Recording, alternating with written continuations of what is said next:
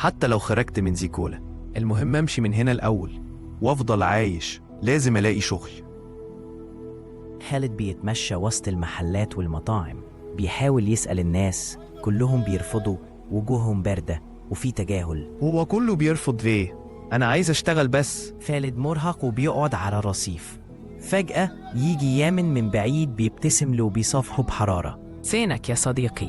يامن، أنا بدور على شغل بس كلهم بيرفضوا يشغلوني. سألت فين؟ المطاعم، المحلات، الحتة دي كلها. ده مش مكانك. هنا عايزين يوفروا مكسب. كل يوم هتسهم أكتر عن زيكولا. تحب تشتغل معايا؟ أيوة، بس مش هتقولي بتشتغل إيه الأول؟ هو أنت خايف يكون شغل حرام؟ يعني شغل مش كويس؟ لا يا عم، شغل شريف، بس محتاجين رجالة جامدين زيك. فين بقى؟ تعال ورايا. كل الناس دي بتشتغل؟